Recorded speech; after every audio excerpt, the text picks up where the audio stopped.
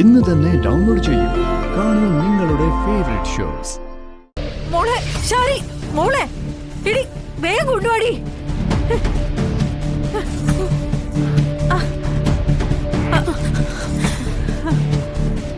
മോളെ ചേച്ചി, മോളെ ശാരി, മോളെ നിനക്ക് എന്താടി പറ്റിയേ? വെള്ളം കൊടുക്ക്, വെള്ളം എന്താ കുടിക്കേ.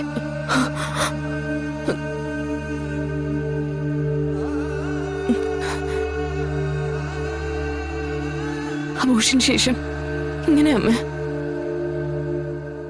സംസാരിച്ചിരിക്കുമ്പോ ബോധം മറിഞ്ഞു പോവും. ചേച്ചി എഴുന്നേക്ക്, എഴുന്നേക്ക്.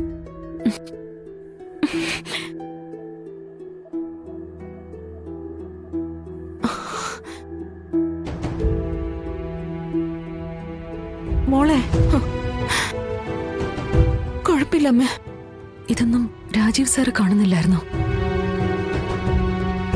കുറെയൊക്കെ മനസ്സിലായതുകൊണ്ടാവണം ഹോസ്പിറ്റലിൽ നിന്ന് ഞങ്ങളൊരു വാടക വീട്ടിലേക്ക് താമസം മാറിയത്. ആ ദേഷ്യത്തിന് രാജീവേട്ടൻ ഹയർ സ്റ്റഡീസ് എന്നും പറഞ്ഞ് യുഎസിലേക്ക് പോയത്.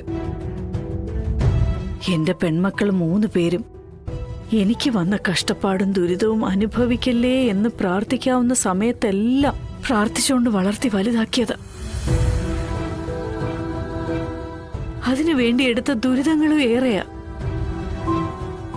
പക്ഷെ ഒരാൾക്കും നല്ലൊരു ജീവിതം ഈശ്വരൻ കൊടുത്തില്ല.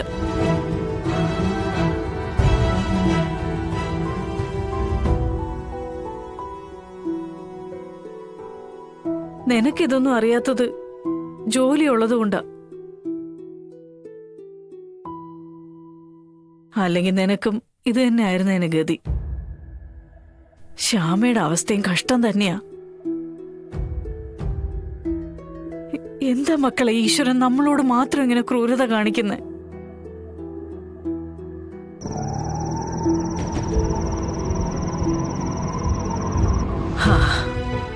മോളെന്തായാലും കുറച്ചു നേരം പോയി കിടക്ക്. കുറെ അധികം സംസാരിച്ചല്ലേ, കുറെ പഴയ അനുഭവ കഥകളൊക്കെ ഓർത്തെടുത്തതല്ലേ. വാ.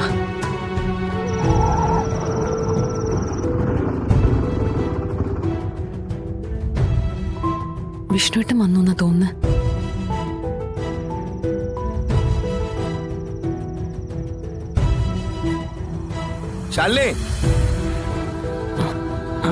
ദേവൻ വിളിക്കുന്നു, നീ അങ്ങോട്ട് ചെല്ല്.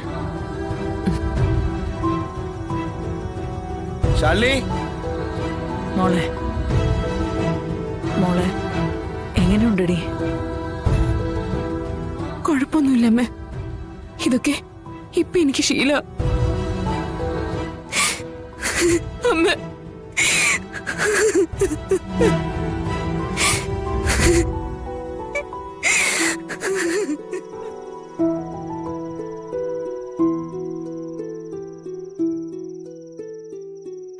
ഇതെന്താ പുറത്തു തന്നെ നിന്നെ കേറുന്നില്ലേ?